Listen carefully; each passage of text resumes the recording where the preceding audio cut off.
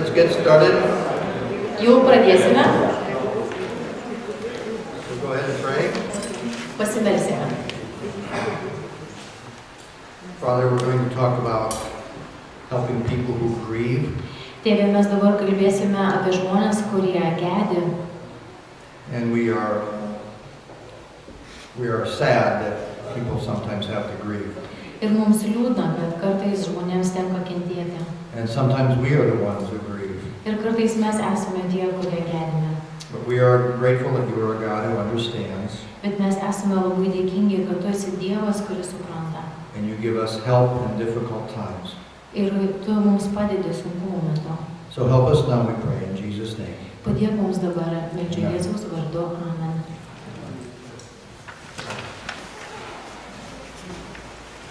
This is our last lesson before lunch.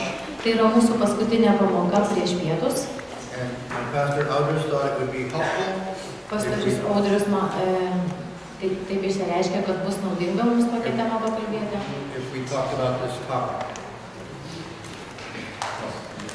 Okay.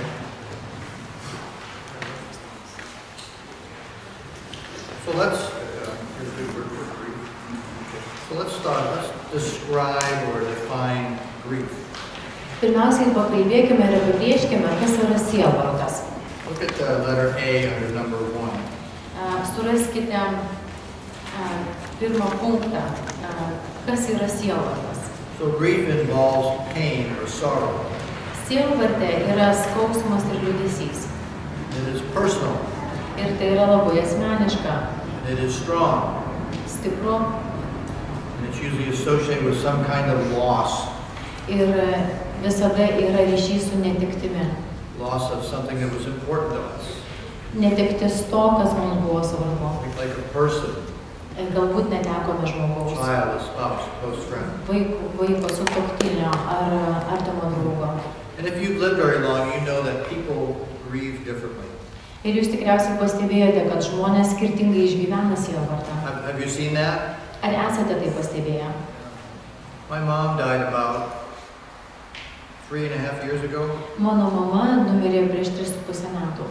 She was almost 94. Jai beveik 94 metai buvo. She lived with us for the last 11 years. Per paskutinius 11 metų ji gyveno kartu su mumis. And she was very healthy. Ji buvo labai sveika moteris. She had a good mind. Sveiko proto. Great sense of humor. Turėjo puikų humoro jausmą. But she was not a Christian. Bet ji nebuvo krikščionė. So I prayed for my mom for over 30 years. Virš 30 metų meldžiausi už savo mamą. And she lived in an apartment hooked onto our house. Ir ji gyveno bute, kuris buvo prijungtas prie mūsų namo. So I would talk to her every day. Taigi kiekvieną dieną turėjau galimybę su ja kalbėtis. And I would share the gospel with her. Ir su ja dalinausi Evangeliją. But she just didn't get it. Bet ji tiesiog nesuvokė Evangelijos. It was like taking a marshmallow and throwing it at the wall, just bounce off. Tai kaip bandymas marshmallow mesti į sieną ir jisai atšoka, neprilimpa. So I was very concerned that she was going to die as an unbeliever. Ir man aišku labai rūpėjo, kad ji toj mirs ir ji yra netikinti. My dad died in 1999 as an unbeliever. Mano tėtis 1999 metais numirė, jis buvo taip pat netikintis. And when I think about what it's like for him, ir kada aš mąstau, koks gyvenimas jo yra, I can only go so far when I stop. Ir aš turiu tam tikrų metų sustoti. Because it's very painful to think about a parent who's in hell. Nes labai skaudu mąstyti apie savo tėvą, kuris yra pragare. But my mom got saved about 2 months before she died. Tačiau mano mama prie 2 mėnesiai iki jos mirties jį tikėjo. Almost 94 years old. Beveik 94 metų moteris. So when she died, my grief was different. Ir taigi, kada mirė mano mama, mano sielvartas buvo kitoks negu kai tėtis. I did her funeral. Aš vedžiau laidotuvę. We did 2 funerals for her. Dvejos laidotuvės buvo suorganizuotos. One in her church and one in her hometown. Viena bažnyčioje ir kita jos gimtinėje. And I talked about the fact that we don't grieve as those who have no hope. Ir aš kalbėjau apie tai, kad mes skirtingai gedime to žmogaus, kuris neturi vilties, ir tas, kuris. If my mom would have died as an unbeliever, my heart would have felt very different. Jeigu mano mama būtų mirusi kaip netikinti, mano širdies būsena ir sielvartas būtų buvęs kitoks. So grief can be very complicated.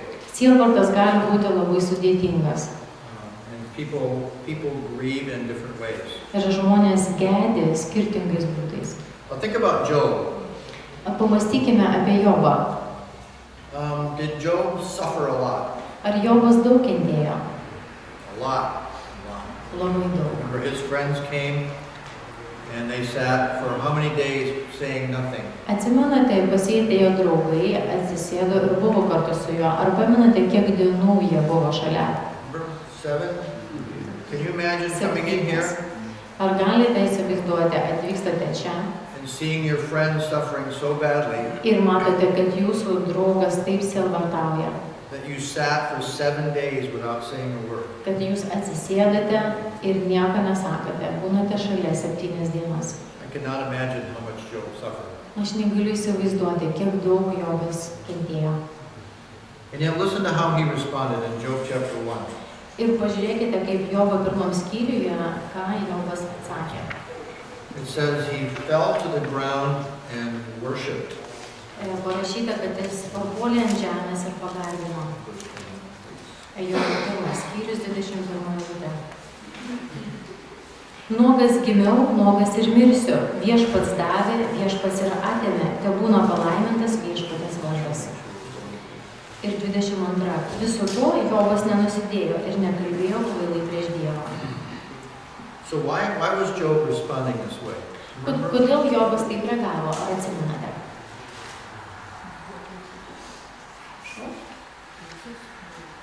Because he was righteous. Yeah, look at verse 1 of chapter 1. 1 skyrius, 1 eilutė. Uco krašte gyveno vyras vardu Jobas. Jis buvo tobulas ir teisus vyras, bijojo Dievo ir vengė pikto. So Job's relationship with God helped him to respond to his grieving, his suffering in a good way. Jobo artimas ryšys su Dievu padėjo jam gedėti. Now, about his wife and how she responded? O kaipgi Jobo žmona, kaip ji reagavo į sielvartą? Jobo 2 skyrius 9 eilutė. Jo žmona jam tarė, ar tu vis dar laikaisi savo ištikimybės, prakeik Dievą ir mirk. So a big difference in the way they responded to this suffering, right? Didžiulis skirtumas, kaip du žmonės reaguoja į sielvartą. And we see the same thing with people, Ir other mes people. tą patį galime pastebėti žmonėse. So if we want to help people grieve, we must understand that they grieve in different ways. Jeigu mes norime padėti gedintiems žmonėms, turime pirmiausia suprasti, kad žmonės skirtingai išgyvena sielvartą. Now, how does God view grief? Kaipgi Dievas žvelgia į sielvartą? Some people wonder if a God with no body can actually understand grief. Kai kurie žmonės mano, kaipgi Dievas gali suprasti sielvartą, jeigu jis neturi kūno. Of course, God's understanding is infinite. Žinoma, Dievo supratimas yra be ribų. When you think about what the Bible says about Jesus when he suffered, Ir kada mąstome, tai ką Dievas sako apie Jėzų ir jo kentėjimus, especially in Isaiah 53, we don't have to go there. ypatingai iš Izaijo 53 skyriaus, mes jo dabar neversime ir neskaitysime. Remember, he was a man of sorrows and acquainted with grief. Atsimenate, ten parašyta, kad jis buvo sielvartų vyras ir jam sielvartas buvo nesvetimas. So when Jesus went to the cross, Kada Jėzus ėjo ant kryžiaus, he not only suffered physically in his body, jisai ne tik tai kūne kentėjo fiziškai, but he was separated from the Father. bet jis buvo taip pat atskirtas nuo tėvo. He bore the sins of all the people that would come to him. He bore those on his shoulders. Jis visų žmonių nuodėmes nešė ant savo pečių. And think about the other ways that Jesus grieved. Ir pamastykime, kokiais būdais Jėzus gedėjo. Remember when Lazarus died? Ar pamenate tą momentą, kada Lozorius numirė And Jesus cried. ir Jėzus verkė? Remember what the people said? Atsimenate, ką žmonės jam sakė? See how he loved him. Kaip žmonės apie jį sakė, matote, kaip jis mylėjo. Remember who betrayed Jesus? Atsimenate, kas išdavė Jėzų? Some of his closest friends, right? Vienas jo artimiausių draugų. What kind of a trial did Jesus endure? Kokį teismo procesą Jėzus iškentė? It was a completely unjust trial. Jis buvo visiškai neteisingai apkaltintas. They lied about him. Žmonės melavo apie jį. They paid for false witnesses who couldn't even agree amongst each other. Buvo sumokėta liudytojams, kurių parodymai skyrėsi. His trial was a complete mockery of justice.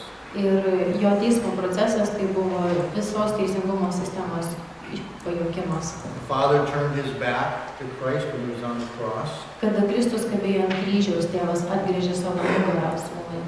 Remember what Jesus said, my God, why have you forsaken me? Jėzus sakė, mano Dieve, kodėl mane apleidai? And in Hebrews 4:15, we read this. Hebrajams 4:15, štai kas parašyta. We do not have a high priest who cannot sympathize with our weaknesses, Mes neturime tokio vyriausiojo kunigo, kuris negalėtų užjausti mūsų silpnybių. but one who's been tempted in all points like we are, Bet mes turime tokį kunigą, kuris buvo visai gundytas, yet without sin. tačiau nenusidėjo.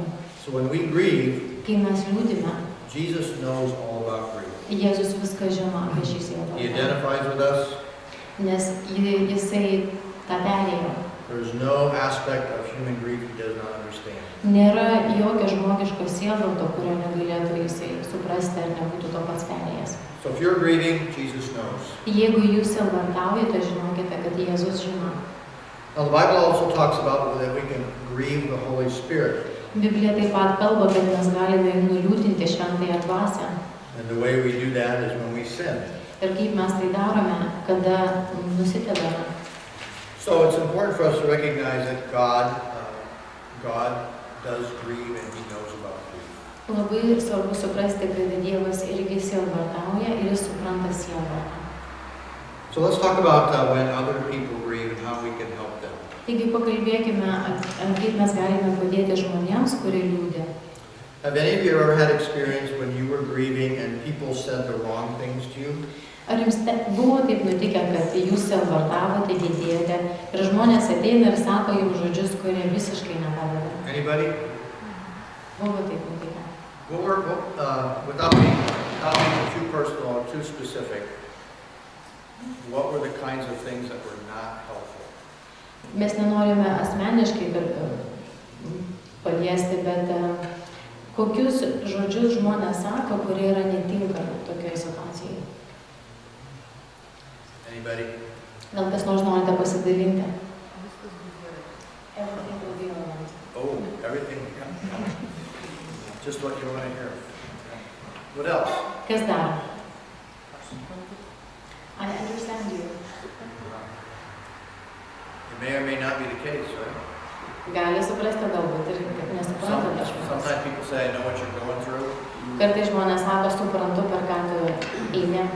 And do they usually mean well when they say that? Ir dažnai neturi kažkokių blogų ketinimų, kaip tą sakydami. Yeah, usually mean well. What other kinds of things have not been helpful to you?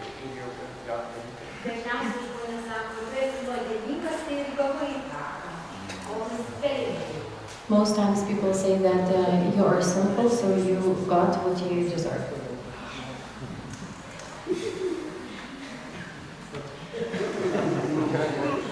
That's a person that's very compassionate. Žmogus, kuris daug užuojautos turi. Well, maybe you've had those things said to you. Galbūt kažkas jums tai sakė. And have you struggled with how to respond to other people who are grieving? Ar jums buvo sunku, ką sakyti žmogui, kuris sielvartauja? Sometimes you don't know what to say. Kartais nežinome, ką sakyti. So you say something and you say, oh, I wish I would have said that. Tada kažką pasakote ir paskui galvojate, o būtų geriau, kad būčiau to nesakęs. Or you say nothing and then later on you say, oh, I wish I would have said something. O galbūt jūs nieko nepasakėte, o paskui pagalvojate ir sakot, o kaip būtų gerai, kad aš būčiau kažką pasakęs. So let's talk about a few things that I think are good to do when Think- other people are grieving.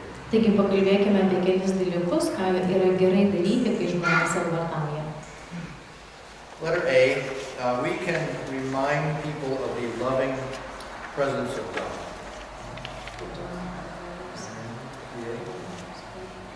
Kai kiti liūdi, ir pats pirmas, priminkite jiems apie mylinčio Dievo artumą. I think one of the things that often frustrates even Christians Labai dažnai tam tikri dalykai net krikščionės veda į liūdesį, when they're grieving kada jie sielvartauja. is when other Christians make theological statements Tada, kai kiti krikščionys prieina ir rėžia tokias teologinės tiesas, that we're not ready to hear. bet mes nesam pasiruošę girdėti šias tiesas. For example, yesterday I mentioned Romans 8:28. Pavyzdžiui, vakarą aš minėjau Romiečiams 8:28. God works all things together for good for those who love Him. Viskas išeina į gerą, mylintiems Dievą. To walk up to somebody who is deeply grieving and quote that verse Prieiti prie žmogaus, kuris giliai sielvartauja ir šitą eilutę išberti jam atmintinai, would be a true statement, tai, na, tell kaip them that, teiginys yra teisingas, but it may not feel very helpful to them at that time. bet tuo metu šis teiginys nelabai padedantis yra. And why is that true? What do you think? Kodėl taip, kaip jūs manote?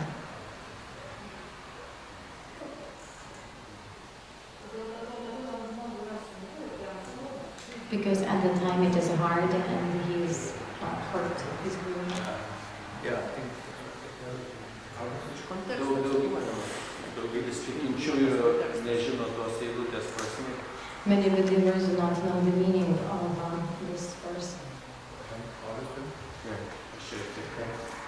So I think what happens is when we say things like, it'll be okay, Kada mes sakome, kad viskas bus gerai, or God turns everything into good, ar kad Dievas viską pavers į gerą, what we tend to communicate is that the emotion is not there. ir štai ką mes, kokią žinią skelbėme, kad, savo jausmais mes nesame su tuo žmogumi. Because if you're talking to a Christian, Nes jeigu kalbate su krikščionimi, it's likely that they already know those things, tai reiškia, kad tas žmogus jau žino šitus dalykus. but they are overwhelmed with feelings, with emotions. Bet jų emocijos, jausmai yra taip sukilę, They are hurting. jiems labai skauda. Maybe they're confused. Galbūt jie yra sumišę, Maybe they're even angry. galbūt pikti, They're wondering why this has happened. galbūt nežino, kodėl tai vyko.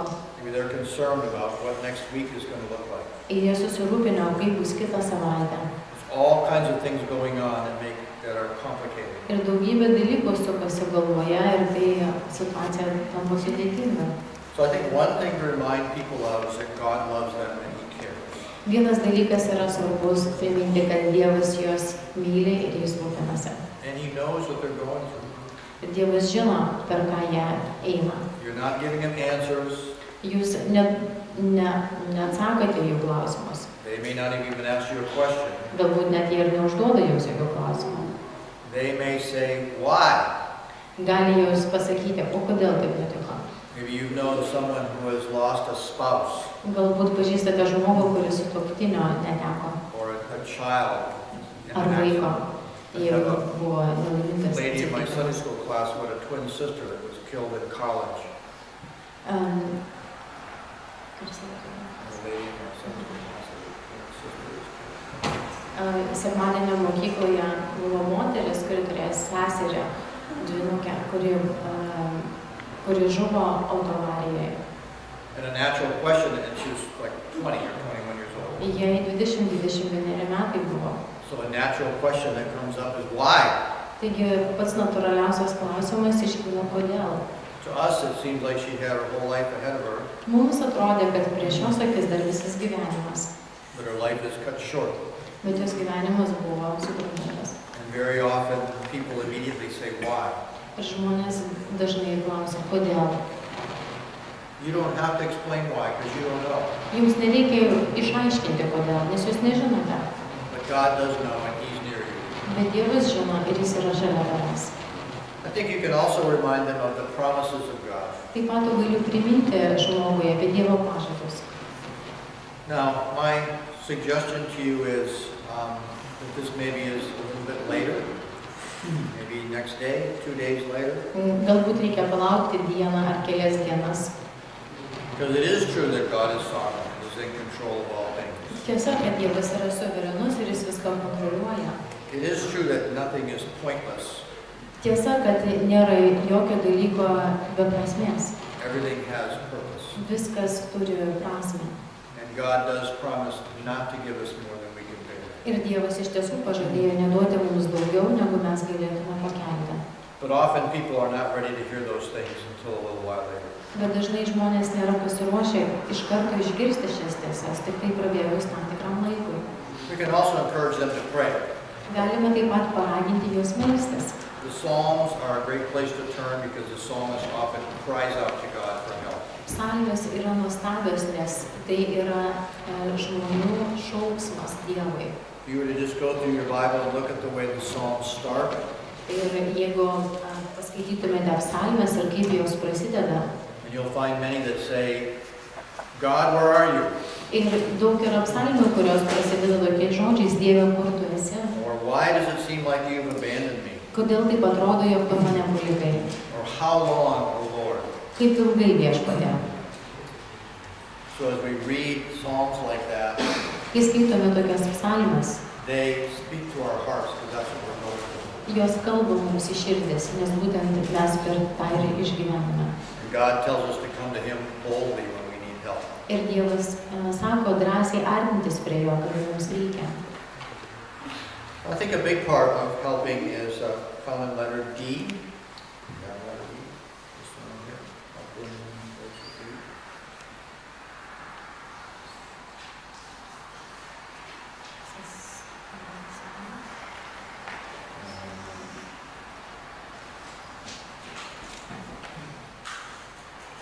O 23 puslapyje antras pabrauktas teiginys. Padėkite liūdintiems patirti Dievo žmonių meilę ir artumą. I think one of the best ways you can help people is to be with them. Geriausias būdas, kaip padėti žmonėms, tai tiesiog būti kartu su jais. When I was 18, Kai man buvo 18 metų, my best friend's dad died of a heart attack. mano geriausio draugo tėtis mirė nuo širdies smūgio. It was in the summer after we graduated from high school, Tai buvo tą vasarą, kada mes pabaigėme koledžą, and he lived about atsiprašau, mokyklą pabaigėme. 20 kilometers from me. Jisai gyveno 20 km nuo manęs And I went to his house, ir aš pas jį nuvykau į namus and I had no idea what to say. ir net nežinau, ką pasakyti. I was not a Christian, Tuo metu nebuvau krikščionis, he was not a Christian, jis irgi nebuvo krikščionis, but we were best friends. bet mes buvome geriausi draugai. And I walked up and I said, Aš priėjau prie jo ir pasakiau, I'd be lying if I said I know how you feel. aš meluočiau tau, jeigu sakyčiau, jeigu suprantu, kaip tu jautiesi. And he looked at me and he said, I don't know how I feel. Jis pažiūrėjo mane ir pasakė, aš nežinau, kaip aš jaučiuosi. It was just a real confusing time. Tikrai atrodo toks susipainiojimas viduje. But there is something about your friends being with you when you hurt that's helpful. Bet iš tikrųjų padeda, kada draugui skauda, tu esi šalia. You can show care, you can show compassion and love just by being with someone. Gali parodyti savo rūpestį bei užuojautą tiesiog būdamas šalia. When people go in the hospital in our church, I go to visit them. Kada žmonės iš mano bažnyčiose atsigula į ligoninę, aš nuvažiuoju aplankyti jų. And most of the time, them just knowing somebody cares enough to show up is very helpful to them. Ir jiems padeda vien tas faktas, kad yra žmogus, kuris jais rūpinasi ir atvyko aplankyti. So I think this is, for the church family, this is a huge point. Labai ypatingai tai yra svarbu bažnyčios šeimai. You don't necessarily have to say anything. Nebūtina kažko sakyti, You just listen, tiesiog išklausyti, just be with them, tiesiog būti šalia. They cry, you cry. Jie verkia ir jūs verkite. They laugh, you laugh. Jie juokiasi ir jūs juokitės. They're quiet, you're quiet. Jie tyli ir jūs tylėkite. Your presence with them will be a comfort, Tiesiog jūsų buvimas šalia jiems bus didelė paguoda. especially if they know that you love them. Ir šitaip jie supras, kad jūs juos mylite. Now, I'd like you to turn to 2 Corinthians chapter 1. Atsiverskite 2 Korintiečiams 1 skyrių. Paul starts this second letter in a very interesting way. Šitą laišką Paulius pradeda labai įdomiais žodžiais.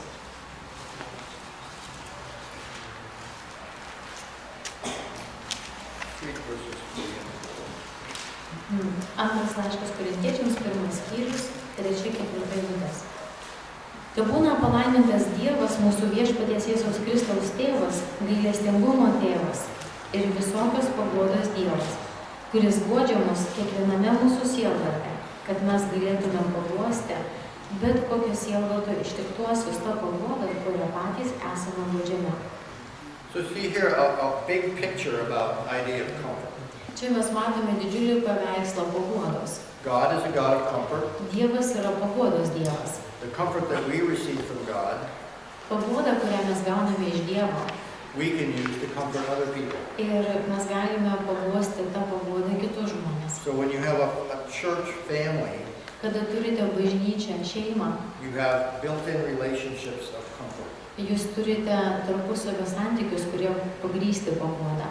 Everybody here has gone through something that God has comforted them in.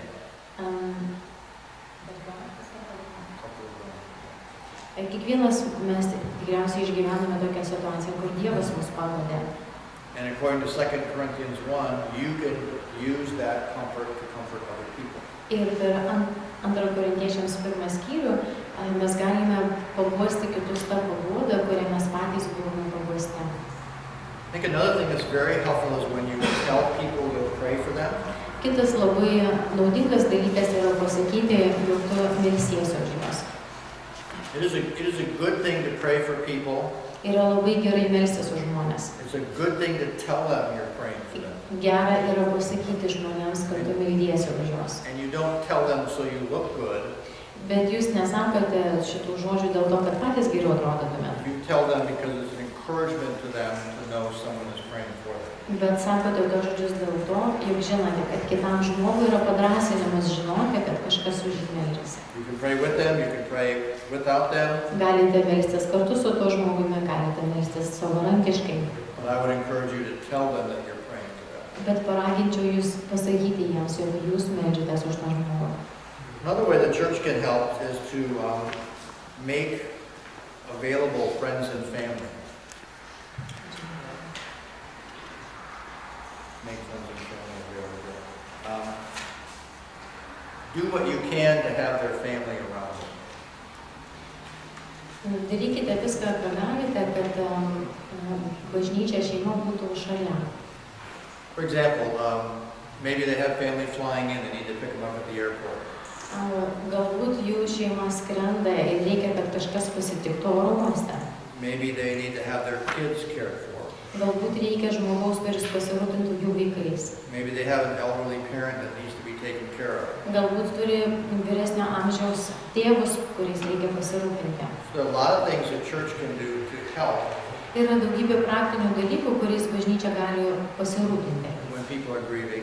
kada žmonės elbatauja. This helps reduce their stress, Nes tai padeda sumažinti ease their stresą, mind, atpalaiduoja protą, helps them know that people love them. padeda jiems suprasti, kad kiti žmonės myli juos. But sometimes people want to keep busy when they're grieving. Tačiau yra tokių žmonių, kurie, kai sielvartauja, jie nori būti užsiėmę. So you don't want to force this, you just want to make it available as help. Taigi jūs nenorite sustabdyti juos nuo to, bet taip pat reikia pasiūlyti savo pagalbą. So I sometimes think about how unbelievers grieve.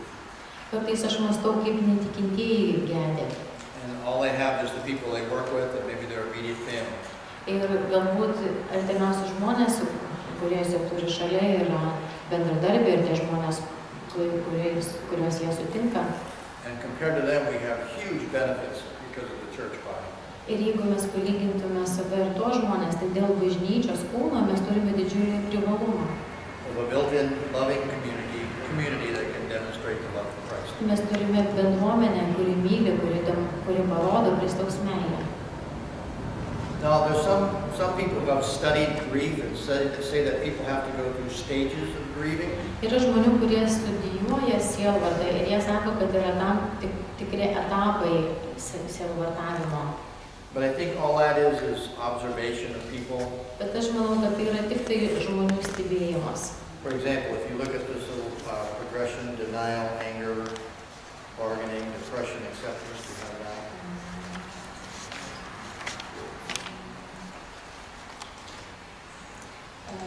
23 puslapyje į pabaigą. Krikščionys neturi pereiti taip vadinamus gedulo etapus. Neigimas, pyktis, dėrybos, liūdesys, susitaikymas. You know, Christians should never be angry at God. Krikščionys niekada neturi pykti ant Dievo. And for unbelievers, oftentimes they will be angry at what they think is God. O netikintieji, jie pyksta ant Dievo. So my point is that some people say, oh, you need to go through these stages of anger. Kai kurie žmonės sako, tau reikia pereiti visus šios gedulo etapus. And I think it's not necessarily true. Aš manau, kad tai nėra tiesa. Just always remember that we should never be angry at God. God never does anything wrong. Mes neturime pykti ant Dievo, nes Dievas niekada nesielgia neteisingai. Now let's talk about when you are the one who is grieving, not someone else, but you. O dabar pakalbėkime, kas vyksta, kada tu liūdė, ne kitas liūdė, bet to. Let's look at Psalm 46 quickly. Atsiverskime greitai 47 psalmę. 46, atsiprašau. Popular psalm, well-known psalm. Labai populiari psalmė. Just read verse 46 psalmė, pirmoji eilutė. Dievas mums yra prieglauda ir stiprybė, užtikrinta pagalba bėdoje. This is a psalm that's often used in America at a gravesite or a funeral. Šita psalmė dažnai naudojama Amerikoje, kada vyksta laidojimas. And a question to ask yourself is, do you believe verse 1 is true? Ir klausimas, kurį dėlėtų savo užduoti, yra tas, ar aš tikiu, kad šita pirmoji eilutė yra tiesa? Do you believe God's help in trouble? Ar aš tikiu, kad Dievas yra pagalba ir stiprybė? So I'd encourage you to believe that, because it's true. Aš raginu jūs to tikėti, nes tai yra tiesa. And one of the things that you can do that helps you the most is go to the Psalms and read them. Ir kas gali jums labiausiai padėti, tai yra atsiversti psalmes ir jas skaityti. So I remember about 30 years ago, I was going through a difficult time in my life. Prieš 30 metų, pamenu, mano gyvenime buvo toks periodas, kada man buvo labai sunku. And I heard a man tell me what I'm telling you. Look through the Psalms. Ir aš išgirdau, kaip vienas vyras man tarė, skaityk psalmes. 150 Psalms. Viso yra 150 psalmių. They're all a little bit different. Jos visos labai skirtingos yra. And what this man said, if you look through these, you will find one that seems just for you. Kai skaitysi psalmes, tikrai surasi tokią, kuri atrodo kalba tiesiai tau į širdį.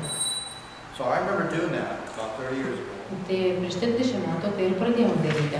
I said, God, I want to look through these Psalms. I need help. Ir aš Dievui sakiau, Dieve, aš noriu skaityti psalmes, nes man reikia tavo pagalbos. So I looked for help in the Psalms. Ir aš ieškojau pagalbos psalmėse. And I found help in the Psalms. Ir psalmėse radau pagalbą. I found 2 Psalms Suradau 2 psalmes. that when I read them, it jumped off the page at me. Ir kada jas perskaičiau, atrodo, tiesiog iš puslapių iššoko tos psalmės tiesiai man. It was almost like instead of saying a Psalm of David, it was a song for me. Atrodo, kad Dovydo psalmė parašyta asmeniškai man. And it was very personal, Labai asmeniška buvo. and it seemed to address all the concerns that I had at the time. Ir atrodo, kad tuo metu ši psalmė kalbėjo apie visus dalykus, ką aš išgyvenau. I think that's why there's so many Psalms. Ir dėl to aš manau, todėl yra tiek daug psalmių. So I would encourage you to remember that. Taigi aš raginčiau jūs tai prisiminti. Look for Psalms that speak to your situation. They will be a help to you. Skaitykite psalmes ir ieškokite tos, kurie galėtų kalbėti jūsų situacijai. Also, when you're hurting, remember what Jesus did for you on the cross. Kada jums skauda, atminkite, ką Jėzus padarė dėl jūsų ant kryžiaus. His grief was far worse than any grief we could ever have. Jo sielvartas buvo daug baisesnis negu tas sielvartas, kurį mes išgyvename. And there will never be grief greater than his. Ir niekada nebus sielvartų didesnio negu jis patyrė. So even when you're hurting, when you're grieving, when you've suffered loss, Net jeigu jūs liūdite, kenčiate ar patyrėte netektį, you can remember that Jesus suffered just for you. jūs galite prisiminti, kad Jėzus kentėjo You're už a jūs. Christian, you know he died for you. Tu esi krikščionis ir tu žinai, kad Jėzus numirė už tave. Gave his life for you. Jisai atidavė už tave savo gyvybę. And we can remember that, and we can thank him for that. Ir mes galime tai prisiminti ir būti dėkingi. And that is a help when you're grieving. Ir tai yra pagalba, kai liūdime. Also, we should just pray for God's presence. Sometimes God feels distant. Taip pat mes turėtume melstis Dievo artumo. Kartais jaučiamės taip, lyg Dievo nebūtų šalia. He has promised never to leave us or forsake us, Jisai pažadėjo niekada mūsų nepalikti ir neapleisti. but sometimes he feels distant. Bet kartais atrodo, kad Dievas toli. So at those times, we can pray that we would sense his presence, Tokiu metu galime melstis, kad mes jaustume Dievo artumą. because he's always with you. Nes Jisai visada yra šalia. He always cares, Jis visada rūpinasi. he's always interested, Visada jam įdomu. always involved in what's going on in your life. Jis visada veikia tose dalykuose ir ką jūs išgyvenate.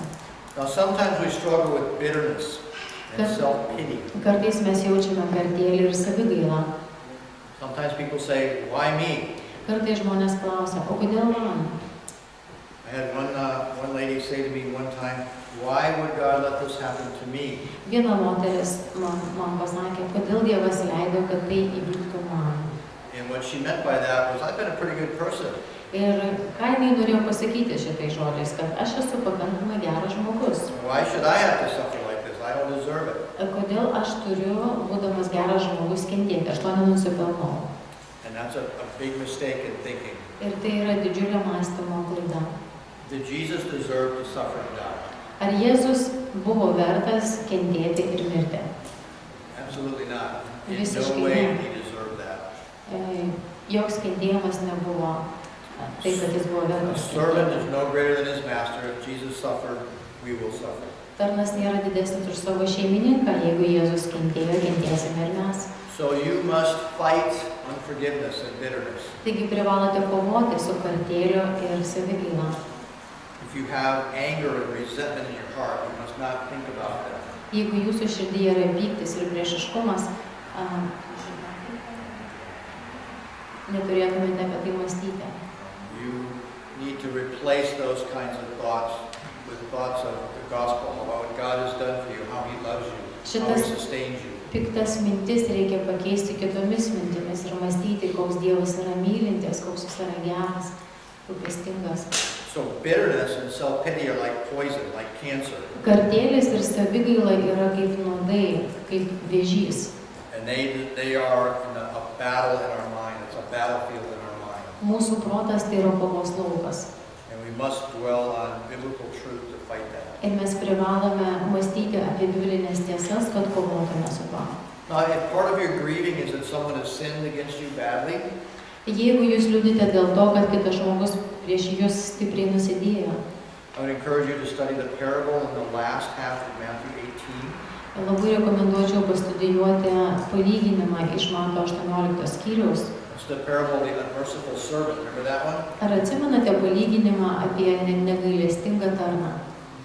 The man that owed millions and millions of euros, and his boss forgave him. Vyras buvo skolingas milijonus dolerių savo šeimininkui. And his friend owed him 20 euros. He went out and choked him, trying to get him to pay. Ir kitas žmogus, jis buvo skolingas kitam žmogui 20 eurų ir tas atėjo, kad jį uždusintų. And what's the point of that parable? Koks yra šio palyginimo tikslas? God is like the Lord who had loaned out $20 million euros. Dievas yra kaip tas kaip šeimininkas, kuriams buvo skolingas didžiulė suma pinigų. And we are like the servant who were forgiven the debt. Ir mes esame kaip tarnai, kuriems buvo atleista skola. And our fellow man is like the person that owed us 10 or 20 euros. Ir štai yra kitas žmogus, kuris mums skolingas 10 ar 20 eurų. So God is gracious to forgive us this massive debt that we could never repay. Dievas buvo maloningas atleisti mums tą milžinišką skolą, kurią mes būtume niekaip neišmokėję. But we want to choke our friend who owes us tenure. O mes norime atmokėti tam žmogui, kuris mums tokią mažą sumą yra skolingas. When we think like that, we completely forget the gospel. Ir kai mes apie tai mąstome, mes visiškai užmirštame Evangeliją. And when we think like that, that's when bitterness and unforgiveness can fester and increase in our hearts. Ir būtent tada kartėlis ir neatleidimas įsišaknyja mūsų širdise. So it's always good to remember Jesus. Visada gerai prisiminti Jėzų. Remember what he did. Prisiminti, ką jis padarė, Remember what he's like. koks jis yra, Remember what he continues to do in our lives now as we're Christians. ką jis ir toliau daro, kaip jis veikia mūsų kaip krikščionių gyvenimuose. And make sure your expectations for other people are not too big. Ir taip pat svarbu pamastyti, kokie yra mūsų lūkesčiai kitų žmonių atžvilgių, kad jie nebūtų per dideli. People don't always know what to say, just like you don't always know what to say. Žmonės ne visada žino, ką pasakyti, kaip ir jūs ne visada žinote, ką pasakyti. People can't make everything right, just like you can't make everything right for somebody else. Žmonės negali visą laiką teisingai elgtis, taip pat kaip ir jūs negalite visada teisingai elgtis. So we should be patient with those who are trying to help. Taigi mes turime būti kantrūs su tais žmonėmis, kurie stengiasi mums padėti. So these are a few thoughts about grieving that I hope are helpful. Štai yra keletas tokių minčių, su kuriamis norėjau pasidalinti apie Sielovadą. Any questions or comments? Gal turite klausimų, komentarų?